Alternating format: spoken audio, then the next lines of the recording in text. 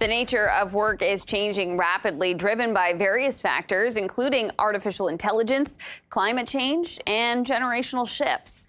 What will the job market look like in a couple of decades, and how can employers and workers prepare for the coming changes? CERIC, a nonprofit that works in career development, recently released a report on this subject. For more on their findings, joining us now is Candy Ho, board chair of CERIC and assistant professor of careers at the University of the Fraser Valley. Thanks so much for joining us this afternoon, Candy. Thanks. So your report is looking ahead to 2040 and some of the factors that could influence the workforce in 2040. Really interesting. You've outlined 10 of them. Artificial intelligence is one of them. So how do you see AI shaping things? AI, as we can see, is going to shape things in a multitude of ways, and it has already. It's disrupted the education industry, the financial, private sectors, public sectors in the way that we work, in automation as well. And it's exploding across the labor market with significant investment across all industries. And a really good example is ChatGPT, as you know, being able to talk with a chatbot to embed a question and then getting responses that might inform maybe, the way you compose, cover letter and resume, for instance. And of course, it's important to also mention that there's the human element behind all of this technology and automation and AI as well, that we still, we're in an industry where we still need to have humans supporting these robots. So in terms of, your research and what you're hearing out there, how can workers position themselves in a way where they can benefit from this technological evolution? Yeah, so we've been talking a lot with students, with clients, with our communities about the importance of continuous learning and upskilling. So seeking out opportunities to acquire new skills, looking at, okay, how is AI and automation going to disrupt my industry?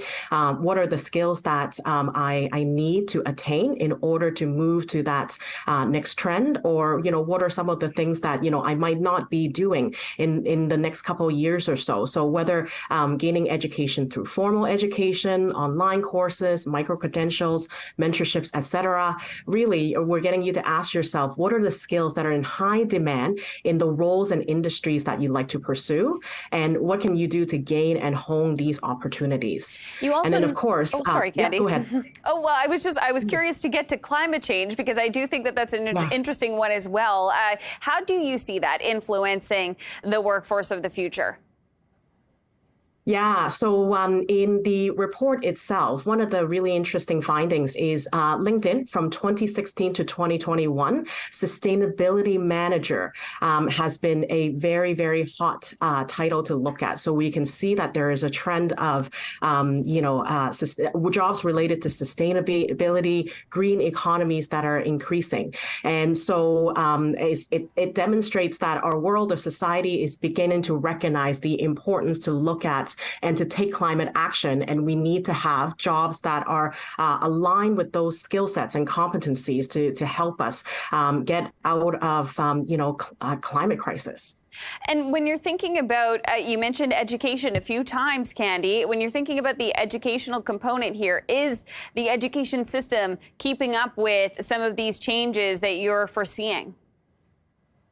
I think there's lots of things to be done here. And with employers and hiring practices focusing more on skills over credentials, there is potential for a lot of conversations to happen between employers, organizations, and the education sector to see, what are the things that are important for in terms of transferable skills that every graduate from colleges, universities, and institutes need to have in order for them to engage, to have decent work and to be gainfully employed. And then going back to look at the education sector to say, what's happening right now? What are the discipline and transferable skills, knowledge, and experience that students are gaining right now as a result of investing in post-secondary education? And what can we do to improve and enhance that experience? We often talked about the idea of a skills gap. We also need to think about how to better address a skills awareness gap.